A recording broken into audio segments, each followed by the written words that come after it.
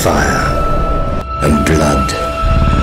Hoş geldiniz arkadaşlar. Bugün küçük bir misafirimiz var. Dışarıda da epey şiddetli bir yağmur var. Montajda ayıklarım ama yani yine de seste küçük bir sorun olursa şimdiden kusura bakmayın. Bu arada küçük bir duyuru ile başlayayım bugün. Katılı aktif hale getirdi. Yani çok fazla kişi oldu. Epeydir aktif etmemiştim fakat hani talep biraz artınca aktif etmek istedim orayı da. Herhangi bir beklentim yok bu konuda açıkçası. O kısım için yani böyle ekstra bir şeyler de yapmayı düşünmüyorum şimdilik. İleride belki bu fikrim değişirse hani bunu da zaten sizlerle paylaşırım. Ama şu anda hani ilgilenenler için katıl butonu aktif. Ya bu duyuruyu da yapmış olayım. Bu konuda şunu ekle, şunu çıkar, şunu değiştir diyenleriniz varsa yorumlara yazsınlar lütfen. Öncelikle söyleyeyim, fragmanı gerçekten hiç beğenmedim. Hatta böyle en beğenmediğim fragman oldu şimdiye kadar. Yani çok benzer şeyleri koymuşlar. Hep aynı konular dönüyor. O yüzden yine böyle tüm detayları almaya çalıştım ama muhtemelen görsellerden sonra ek bir fragman videosu da yapmayı düşünüyorum cumartesi gününe. Yoksa son bölümden sonra tempo epey düşecek gibi geldi bana. Tabii görmek lazım. Ya videoya geçmeden videonun daha fazla kişinin önüne düşmesi için beğenmeyi unutmayın lütfen. Aegon ile başlayalım. Laris zaten fısıldamıştı bize, Aegon'un kulağına daha doğrusu. Aemond'un başa geçeceğini, annen de onu destekleyecek diye böyle bir uyarı çekmişti. Kendisi bir Dreamer sayılmaz ama onun da dedikleri çıkıyor. Aegon ölmedi ama ağır yaralandı. O kadar yüksekten düşüp zaten ölümcül yara almadan kurtulması pek mümkün değildi. Valeria çeliğinden zırhı onu muhtemelen ateşten korudu.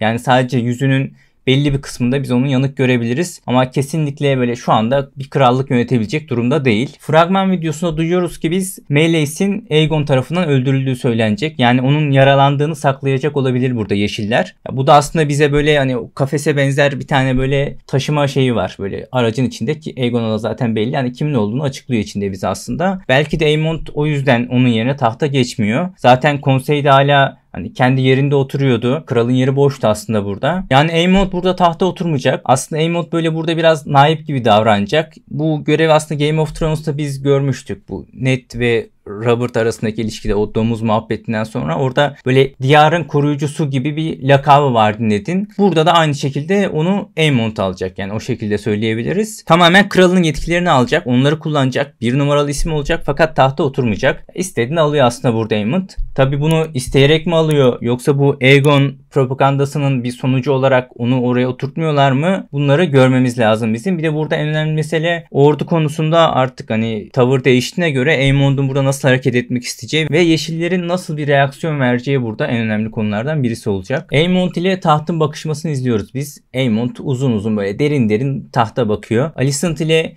Aemond'un bu çatıdaki sahnesi ve bu sahne beni bu Aemond'un yani ihanetine götürmüştü. Yani buradan çıkarım yapmıştım. Yani dizi başlamadan bu iki sahneyi gördüğümde evet bu kesin olacak demiştim. Ya biraz az izlendi o video ama fragman böyle 10 detay videomu seviyorum gerçekten. Ya böyle gümüş saçlı kız muhabbetinde orada çok güzel patladım. Ama onun haricinde boşum olmayabilir orada. Tabii tekrar bir izlemek lazım. Orada da bahsetmiştim. Burada biraz daha detayları açayım bu konuyu. Çünkü dizinin akışı için bence çok önemli yerler buralar. Çünkü burada Alicent'ın tavrı çok önemli. Bu zamana kadar Aegon'a 2 kere kızmıştı Alicent. Aemond'a sahip çıkmadığı için 2 kere kızmıştı daha doğrusu. Birinde bu domuz muhabbetlerinde kızmıştı. O dalga geçildiğinde. Diğeri ise Luke'un Aemond'un o gözünü çıkardığı sahnede kızmıştı. Aegon'un kafası güzeldi. Böyle sızıp kalmıştı bir yerlerde ve tokadı yemişti orada ilk olarak. Şimdi ise aynısını Aemond'a yapacak mı bunu göreceğiz. Çünkü şu anda Aemond daha olgun karakter ve hani biri diğerini gözetecekse şu anda bu kesinlikle Aemond olurdu. Eğer öyleyse şüphe duyacak mı oğlundan? Ya çünkü Cole ile arası çok iyi. Cole tüm olayı hatta son sahneyi bile anlatabilir. Bu kısımları bence çok belirleyici olacak ve çok önemli buralar. Ama şunu bir netleştirmek lazım. Aemond'un hayal ettiği yaşamı gitti Aegon yaşadı ve Aemond sadece bunu en yakından izledi. Aemond sürekli olarak kılıç kullanmayı, dövüşmeyi, savaşmayı öğrendi. Okudu, kendini geliştirdi. Kendine bir vizyon katmaya çalıştı. Hatta Valeria'nın dili bile öyle yani. Hani bu konularda kendini geliştirmeye çalıştı ve kendi tahta hazırladı aslında. Aegon ise burada yattığı yerden işte o genel ev senin, bu genel ev benim diye dolaşıp dururken geldi. Hiçbir şey yapmadan o tacı aldı. Aemond yine Helena'yı seviyordu. Aegon ise onu böyle biraz daha tuhaf buluyordu ve istemiyordu. Dışlıyordu aslında. Yine Aegon ile evlendirildi Aemond istemesine rağmen. Yani Aemond'un hayal ettiği yaşama Aegon hiçbir çaba harcamadan, herhangi bir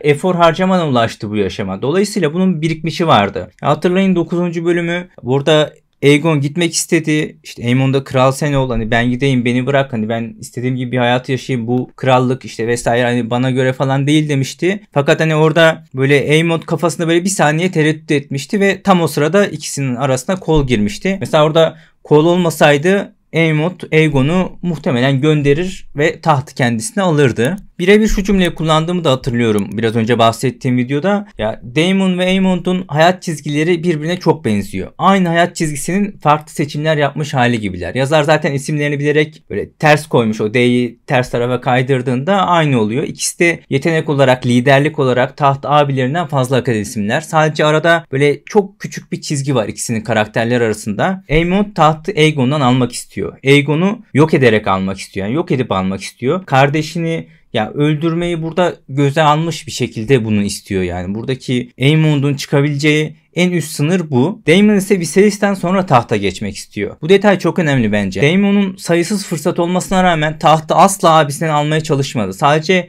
fark edilmek istiyordu. Kendini gösterilmesini istiyordu. Yani bu elle tutulur. Yani ben bunu başarabilirim hissini arıyordu aslında Daemon. Yani aradaki en temel farklardan birisi bu bence ikisi arasındaki. Meleys'in kafasının kral topraklarına taşındığını görüyoruz. Çok geniş yer ayırmışlar bu kısımlara fragmanlarda. Bu görüntüyü görmek benim için yani böyle ayrı bir üzücü gerçekten. Önceden de mutlaka söylemişimdir ama sanırım şekil olarak, tasarım, dizayn olarak benim en sevdiğim ejderha Meleys olabilir. Yani böyle ejderha dendiğinde o kırmızı taraftayız yani. Bu bence yapacak bir şey yok yani, çok net. Rhaenys'e bir veda videosu da lazım aslında, bunu düşüneceğim. İlk başta Rhaenyra ile ilişkisi çok iyi başlamamıştı aslında, fakat sonradan ona tamamen arka çıktı. Aslında kendi sahip olamadığı şeyi, yani Rhaenyra'nın sahip olma fikri ona böyle biraz daha iyi şeyler hissettirmedi yani. Onu bu şekilde yorumlamak lazım bence biraz. Yani buradaki en önemli nüans bence bu. Fakat Rhaenyra'nın o savaşa karşı tutumu, bunu son çare olarak bakma fikri onu tamamen değiştirdi ve o noktadan sonra asla bir daha geri adım atmadı burada Rhaenys. Meleys'e de birazcık aslında yazık oldu. Arrakis'ten sonra kaybettiğimiz ikinci ejderha oldu kendisi. Toplamda zaten 21 ejderha ile biz bu döneme girmiştik. Ejderhaların dansına 21 ejderha ile girmiştik yani ve şimdiden 19'a düştük bile. 5. bölümde bir Otto sorunumuz var. Daha doğrusu bir Otto belirsizliğimiz var demek daha doğru. Fragmanda biz kendisinin sesini duyuyorduk. Kralın bir varis sorunu yok diyordu. Biraz önce bahsettiğim propaganda fikri kesin onun aklından çıkmıştır diye yorumlarım ben normalde. Onun konumu gerçekten de önemli olacak. Onu nereye koyacaklar? Hani tekrardan aralarını alacaklar mı? Tabii bunu görmeden bilmemiz pek mümkün değil açıkçası. Harrenhal sahnelerine de gelirsek hani bu kısımlara yorum yapmayacağım. Böyle tutarsız değil açıkçası ama bu kadar uzaması da benim pek hoşuma gitmedi. Diğer sahneye geçeyim. Daemon'la devam edeyim ben. Daemon kaleden çıkmış sonunda artık, yani bir kalenin dışını görmüş yani burada Daemon. Böyle karşısında bir grup asker var gibi duruyor. Ve Daemon burada yemin ettiriyor. Şöyle diyor aslında burada askerlere. Diyor ki bendini to me diyor. Yani bana diz çökün diyor ya da eviniz yanar diyor. Yani kraliçe demiyor. Rhaenyra demiyor. Bana diyor. Yani bana diz çökün diyor. Evet, Daemon'ın bir kafa karışıklığı var ama bu durum Daemon'ın hani bu davranış aslında bu yani karakterine tamamen uygun değil bence. Yani ben bunun karakterine uygun olduğunu düşünmüyorum Daemon'ın. Çünkü onun olayı bambaşka yani. O görünmek istiyor. Abisinin tahtını korumak istiyor. Yani hala o tahtı aslında abisinin gibi görüyor. Yani Hightower'lar o tahta geçmesini istiyor. Ya ondan sonra abisinden sonra daha doğrusu Rhaenyra geçmiş, Jace geçmiş ya da bizzat kendi oğlu Rhaenyra'dan Aegon geçmiş. Hani bunların hiçbiri onun için önemli değil. O yüzden yani bu kısımları uzatmaları bence çok hoş değil. Diğer sahneye geçersek de sinirli bir abimiz görüyoruz burada. Arkasında Caraxes duruyor gibi ve önündeki ambleme baktığımızda Bracken'lardan olduğunu görüyoruz biz. Yani Daemon o William Blackfoot'la anlaştığı gibi gitmiş Stone Age'i almış ya da alacak konumda ve nehir topraklarındaki o tek muhalif yeri de kendi önünde diz çöktürüyor. Dolayısıyla artık bir orduya sahip olduğunu söyleyebiliriz biz Daemon'ın ve bu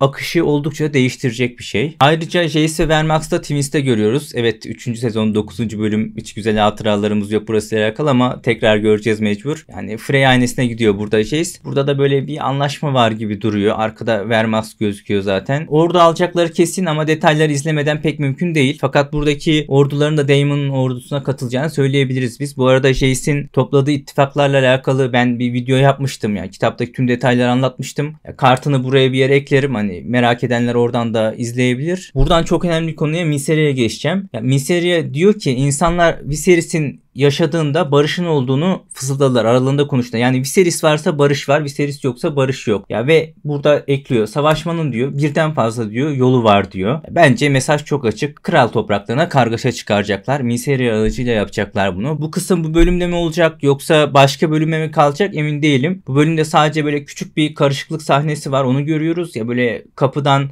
oradan başlayıp böyle hani belki devam edebilirler mi ama ben hani böyle 6. bölüm gibi tahmin etmiştim hep bunu. Ya o yüzden oraya kalma ihtimali var. Trailer'da da net bir şey göremedik açıkçası bir sahne haricinde. Ya o yüzden bu bölümde de olabilir ama ben gelecek bölümde olacağını düşünüyorum. Yani 6. bölümde olacağını düşünüyorum. Zaten hani karışık dediğimiz bir günde çıkacak bir şey değil. Altyapılarını yapmaları böyle biraz süreç haline bize göstermeleri bence çok daha mantıklı olur. O yüzden ben hani 6. bölüm gibi düşünüp o şekilde yorum yaptım bu kısma. Buradan gelelim final kısmımıza. Kimse anlam verememiş bu sahneye. Ama ben boş geçmeyeyim. Final sahnesi diyorum tabii ama olmayabilir yani. Ben öyle tahmin ettiğim için diyorum. Ya bence burada Rhaenyra Vermithor'a bakıyor. Tepeye böyle hafif bakışını böyle o zemini ejderha kayasındaki o yuvaların önündeki yani ejderha yuvalarının önündeki zeminlere benziyor biraz. Böyle gözlerinde sanki böyle bir yansıma böyle ejderha yansımasına benzer bir şey var. O yüzden ben burada diyorum ki hani karşısında Vermithor var ve bu hani bu bölümün yani 5. bölümün son sahnesi. Yani biz 6. bölümde bu diğer ejderhaları, sahipsiz ejderhaları ve Dragon Sis'i görürüz. Başta da böyle açacağım zaten. Hani patlarsak bölüm incelemesi yorumlarında beni bulursunuz. Ama hani Vermithor çıkarsa da gelin hatırlatın yani. Bu tahminle beraber zirvede bırakayım. 4. bölümle alakalı tampon maddelerim hazır. Sadece tekrar izleyip böyle bir şey kaçırmadığıma emin olmam gerekiyor. Onu yarına yetiştirmeye çalışacağım. Ya, bu hafta her gün bir video planladım. Aslında hani sayı olarak biraz daha hızlanmayı düşünüyorum açıkçası. Özellikle epeydir teorik video atamadım. 1,5 haftadır falan. Onları da biraz daha hani işlemeyi düşünüyorum. Zaten onları hani zaten biliyorsunuzdur ama çekmeyi hep daha çok sevmişimdir. Yani diğer bir videoda görüşmek üzere. Bu videodan benden bu kadardı. Hoşça kalın.